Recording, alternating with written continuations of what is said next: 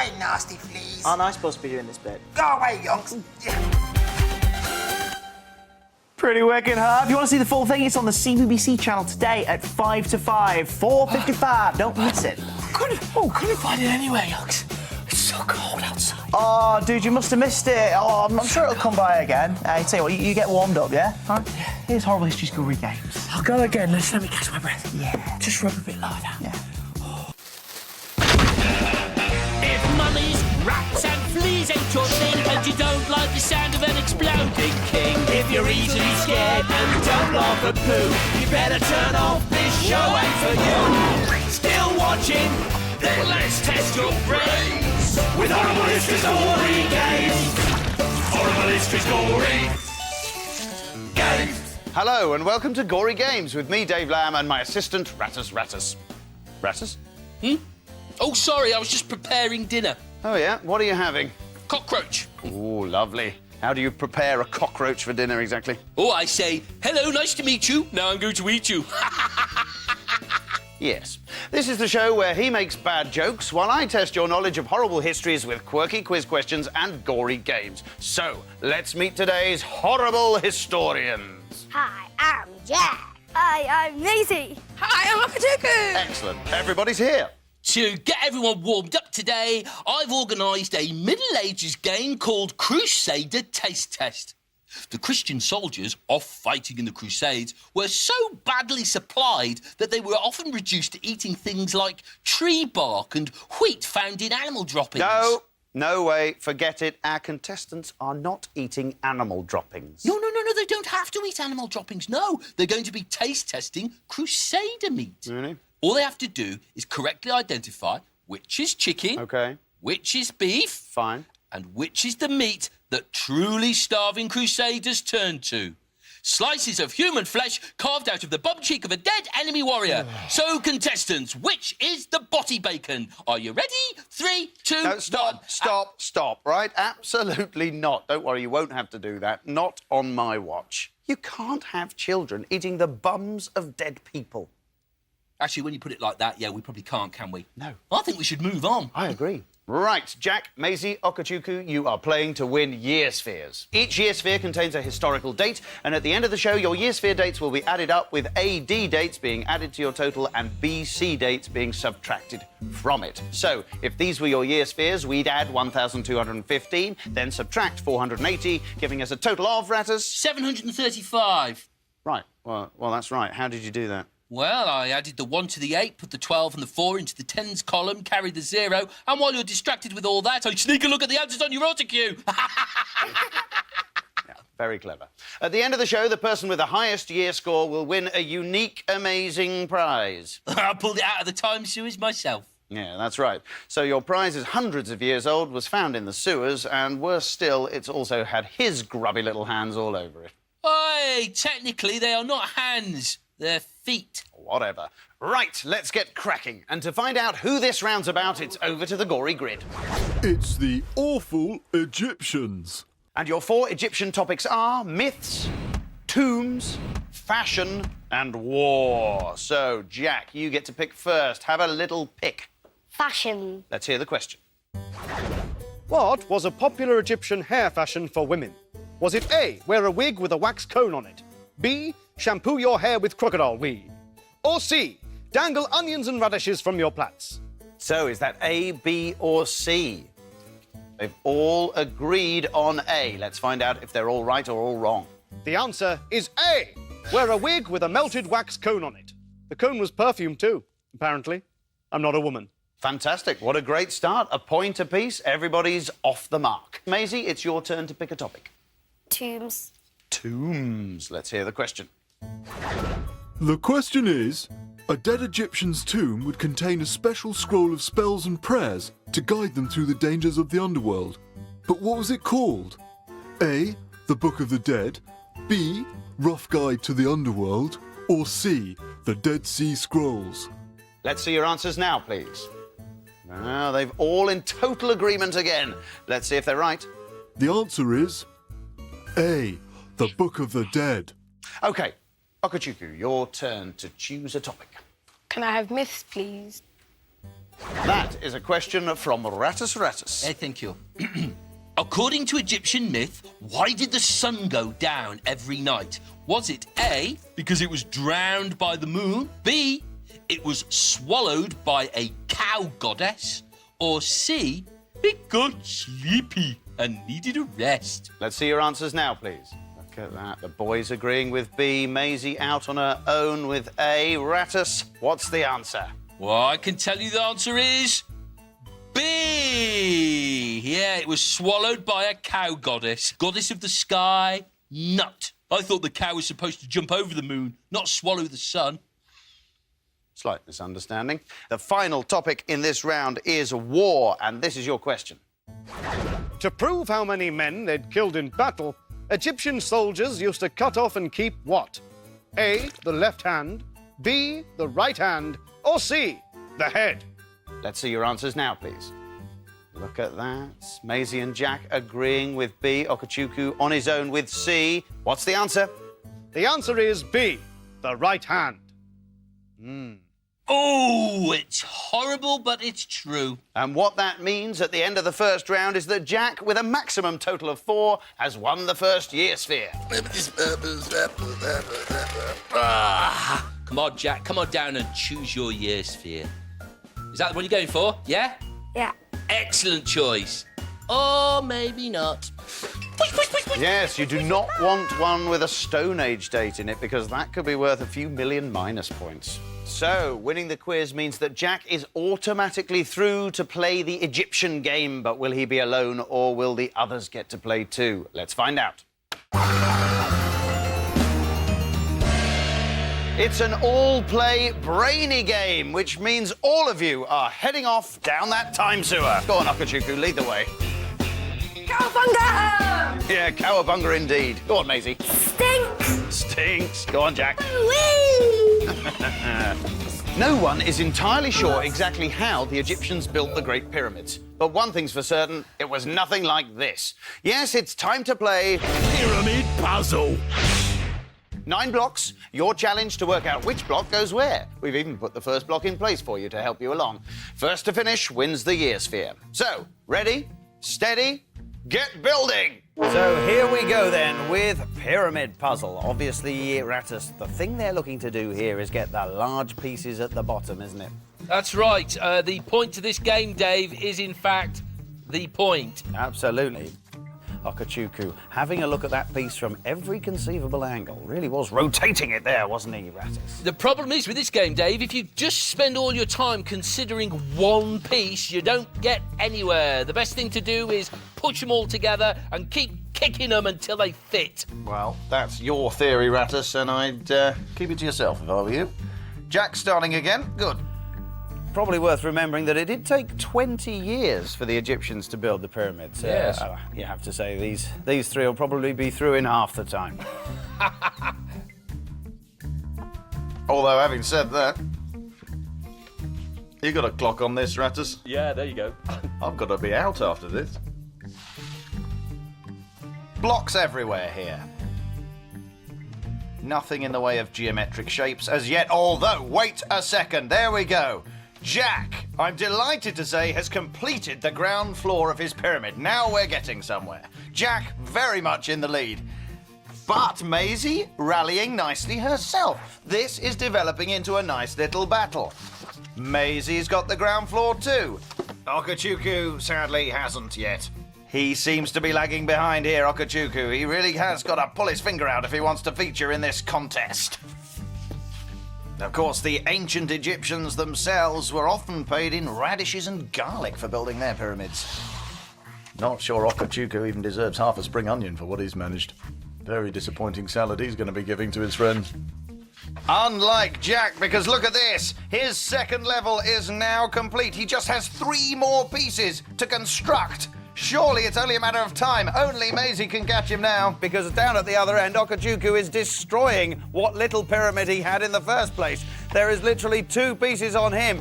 Jack has only got 1 piece left, just the pinnacle of the pyramid required. And there it is. It's there. Jack's the winner. It is. Jack has completed his pyramid. And look at that celebration. It's a kind of mixture of dancing and boxing and being a bit silly. And Okachuku is distraught. Well done, Jack. Help yourself to a year sphere. And did you know that the Great Pyramid at Giza is big enough to cover 8 football pitches? That's humongous. Yes, it is. Right, time for round 2, and to find out what's up next, it's over to the Gory grid. It's the gorgeous Georgians.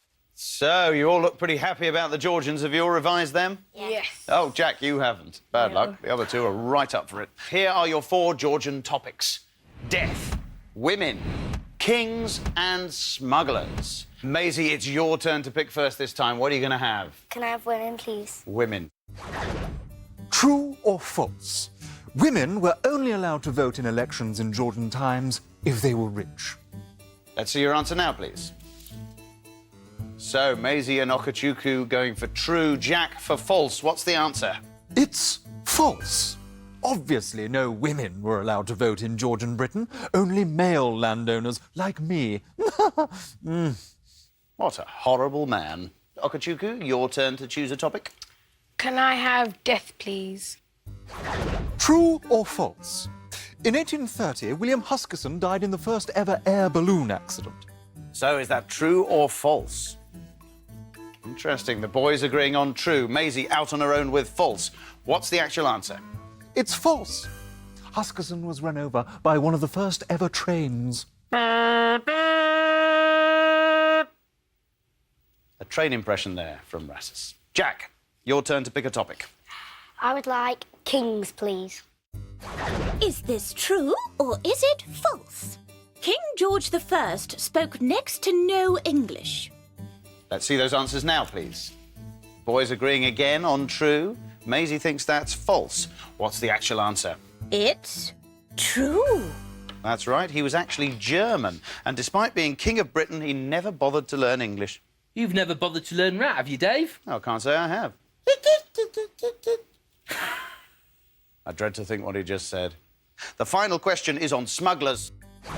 And it's a question from Rassus. True or false? Georgian smugglers used to get valuable lace into the country by hiding it up a pig's bottom. Let's see your answers now, please. Jack and Maisie have gone for true. Okachuku goes with false. What's the answer, Rassus? Oh, it's false. Ha! But Georgian smugglers did used to stuff lace down a goose's neck. I'm guessing if you hid lace up a pig's bum, it wouldn't be so pretty afterwards. I think you're absolutely right. That's the end of the round, and we see that the boys have a tie on their hands with 2 points each. But fingers on buzzers, Jack and Okachuku, because we are going to our tie-break question. Beginning with the letter W, name the type of boots named after the British general who defeated Okachuku. Wellingtons. Wellington is absolutely right. Well done. Help yourself to a year sphere. So, Okachuku is through to play the Georgian game, but will he be playing alone or will he play with everyone? Let's find out. It's an all-play silly game, so off down the time sewer with a lot of you. Lead off, Okachuku. Yippee-ki! Stinks! Stinky winky! Stinky winky indeed. Now, Georgian wigs were huge, and with huge wigs came a huge problem. The number of bugs that called the wig home. It's time to play Flea Fling.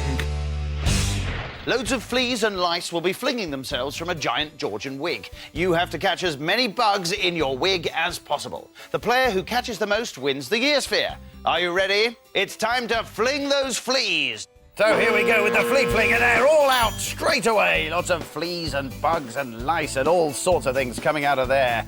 And Okachuku's made a good start. There's one already clinging to his wig. There's a second. And now Jack's off the mark. Oh, and there's a second clinger. They are little clingers, Dave. It has to be said. Oh, and Jack's got one in front of his face. There's one hanging off Jack's wig, and it's obscuring his view. But to be honest, it's helping him. I don't know how that works. How does that work? I'm not sure. The danglers are a bit odd there, Dave. Sometimes they help, sometimes they hinder. That's danglers for you. Okachuku and Jack neck and neck. Well, Jack just forging ahead.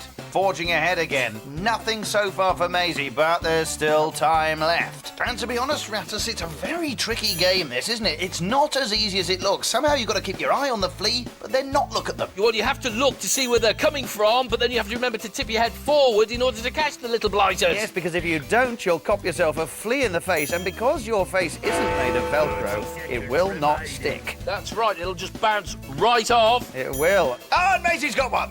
Excellent, excellent stuff. There's another one. Oh, she's on fire now. But Jack is stretching his lead ever so slightly. He's 6-5 up. Oh, there's a rush of them. That probably means the end of the game is approaching.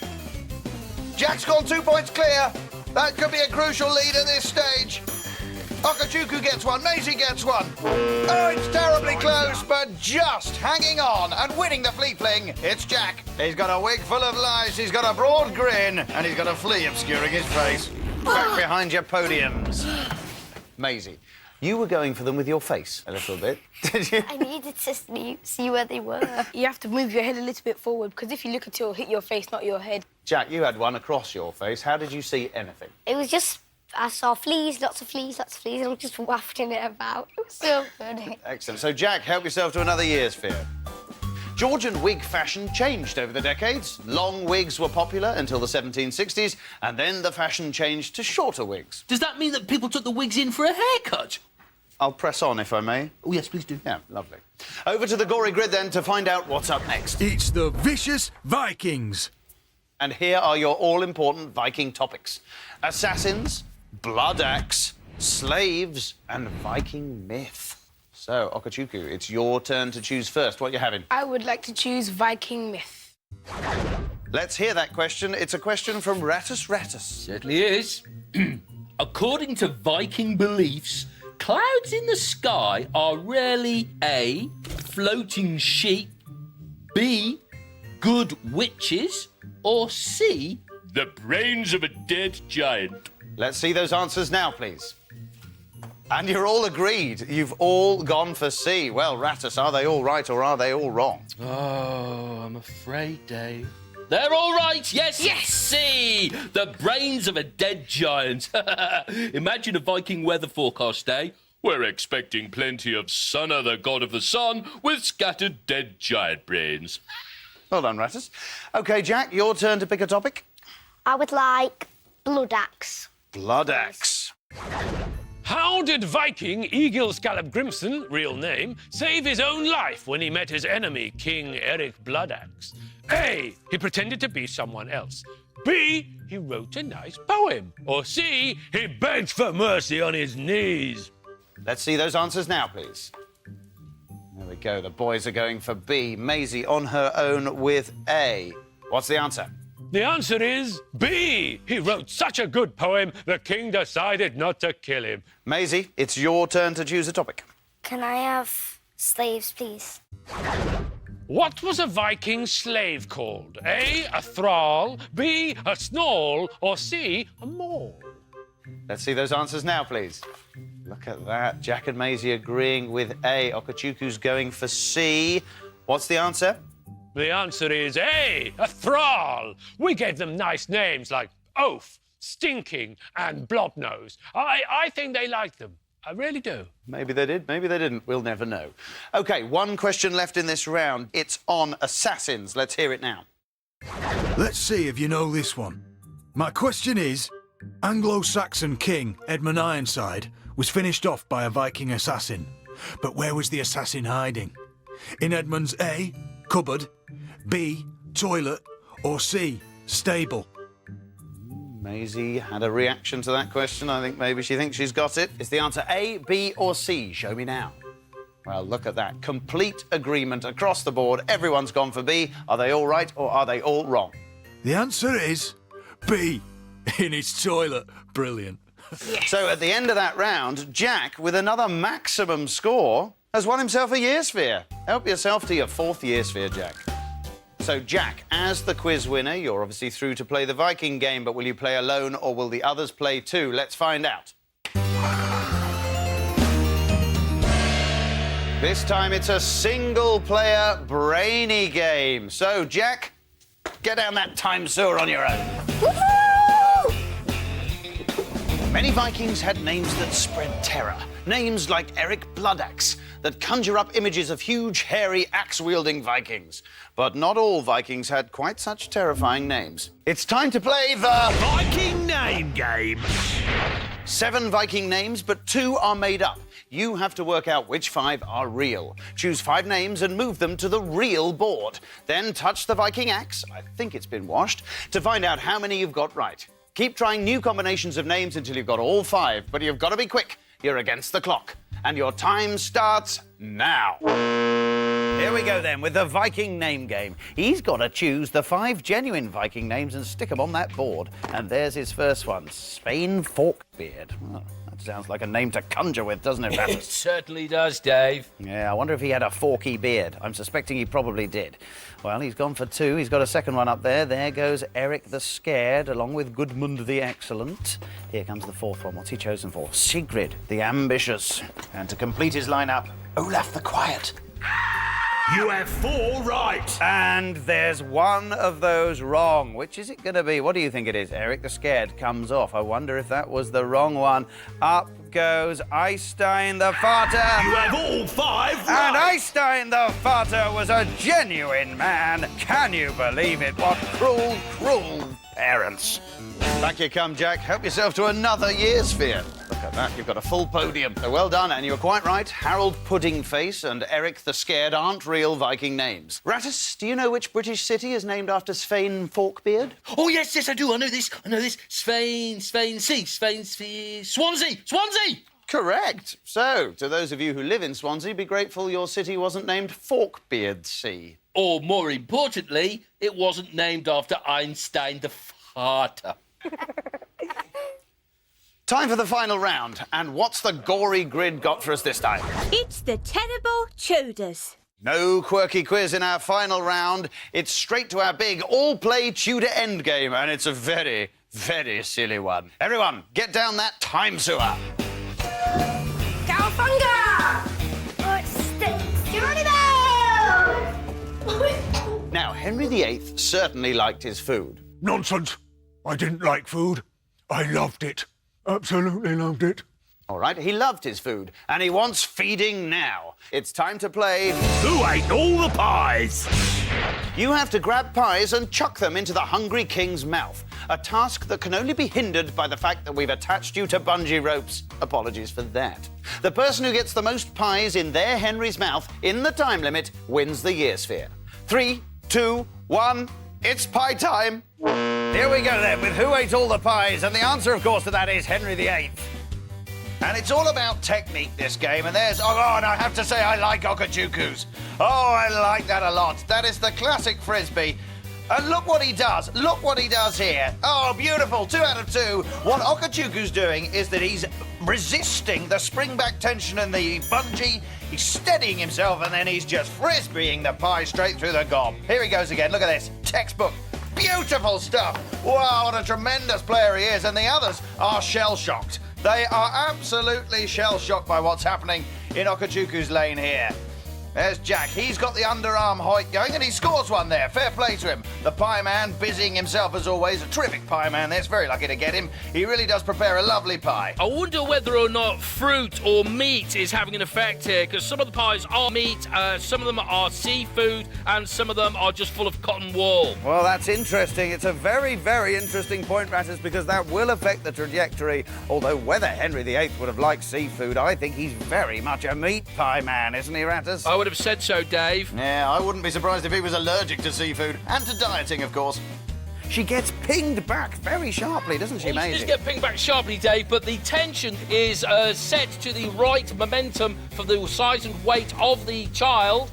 Well, that's extremely clear. Thank you for clearing that one up, Rattus. That's certainly made our understanding of the game much deeper. 30 seconds remaining. So, 30 seconds left now. Okajuku is well out in front. 4 pies to the good at the moment. They're all beginning to tire now. It really does get tiring very quickly, this game. And I think Okajuku's done enough early on to win this comfortably. He's doing tremendously well. It really was exciting the way he started off the game. Oh dear, that was a tired fling there from Maisie. And she actually nearly got hit in the face by a pie in the pieman's hand there. Time's up. And it's all over. Respite at last for Maisie, who collapses in a heap on the ground. But our winner, without question, 6 pies to 3, is Okachuku, and there he is, struggling for breath. Get back behind those podiums. Well played indeed. Very interesting to see 3 very different techniques on display during that game. Maisie, how did you find it? Hard, because I ran, but I couldn't throw because I just got pulled back, so I had the same pie for about 5 goes. Henry's stomach must have been rumbling. Okachuku, help yourself to a year sphere. One Tudor feast at Greenwich Palace lasted for 7 hours, and the food didn't come on plates. It was served on trenchers, which are huge slabs of bread. So even their plates were edible? Ah, those Tudors really did think of everything. It's time to count up those year spheres, and remember, AD dates are added to your total and BC years are subtracted. OK, Jack, let's see what you've got. Ooh, it's 60 BC. That was the year Boudica rebelled against the Romans. It's bad, but it's not a disaster. 1840 AD. Queen Victoria marries Prince Albert. You're back in the positive. 1213 BC. The death of Pharaoh Ramesses II. But you're still in the positive. It's all good. 476 AD. The fall of the Roman Empire that year. Let's have a look at your final one. It could be crucial. Oh, my word, Jack, it's 16,000 BC. The oldest caveman pots and bowls dated from round about then. So that's meant that you've ended up with a total of minus 14,957. Maisie, I can tell you what you've got. You've got naught, which at the moment puts you firmly in the lead. So, Okachuku, 0 to beat. Let's open that first one. 991 AD, Vikings won the Battle of Malden. It's all coming down to this second sphere. Let's have a look at it. 1533 AD, the Incan Empire destroyed by Spanish conquistadors. Okachuku, you are today's champion. With 2,524 points, the bad news is I entrusted Rattus with finding the prize. Actually, the prize is an important historical artifact. Really? Oh, yes. You see, back in 1632, a Puritan called Will Prynne wrote a book condemning the theatre as evil. Unfortunately, the king quite liked a spot of acting, so the book was condemned as treason, and Will Prynne had his ears cut off as a punishment. So, an original edition of that historic book would make quite a prize. What, and you've actually found one of them in the time sewer? Nope, but I did find Will Prynne's severed ears. Oh. What is wrong with you? I wouldn't know where to start. Okachuku, congratulations! There you go, Okachuku. Sorry, it's just a couple of ears on a plinth. It just remains for me to say thanks to Maisie, to Jack and to Okachuku, and no thanks whatsoever to Rattus. Oh, that's OK. You've been watching Gory Games. Goodbye. Goodbye! Was that show messy enough for you? Or would you have preferred a little more poo? Have you had your fill of blood, guts and gore? Or have we left you still wanting more? Well, keep watching. We'll be back again with Horrible History's Gory Games. Horrible History's Gory Games.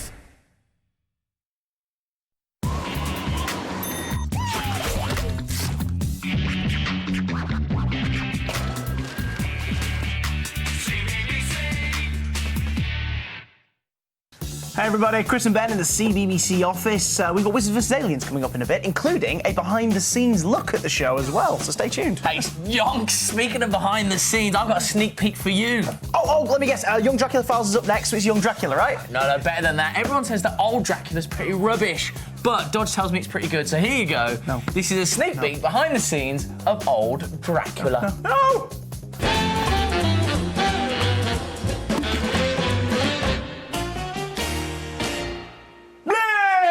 Good day to you. I am old Dracula, star of the hit television series Old Dracula. Thank you, and welcome behind the scenes. scenes, it's a little bit boring, I'll admit. It's just a wall. Maybe I should take you in front of the scenes. That way you could see the action happening and me with my steely, gravitas-based performance. I'm just going to get the gherkins, yeah? I'll bring them over. Excuse me? Hold on, give us a sec. Right, mate, who are you? Hello, I was just wondering, could you take us into studio? It's a bit boring back here. Sorry, mate, it's actors... give us a sec. Sorry, mate, it's actors and crew only today, mate. Do you know what I mean? We're filming. Yeah, but I am the star of old Dracula! Hold on. Who are they? You're all good. I'm going to need to see your passes. Right, hold on. Who are you? Me? Yeah. I just said, I'm old Dracula! Quiet down, we're trying to film you! Like, shush. I've never heard of you, mate. What? Start of the show, old Dracula. They love me. All right, tell you what. What? How about I deliver a famous catchphrase you might recognise? All right, go ahead. Quick, make it quick. Come here! Come here! Come here, son. That's a famous catchphrase. Whose catchphrase is that? Mine! Yours? My catchphrase, old Dracula! Well, I can't just stand around and chat. I've got to go, Grandma, all right? Security, we've got some stragglers on floor 2. Do you know what I mean?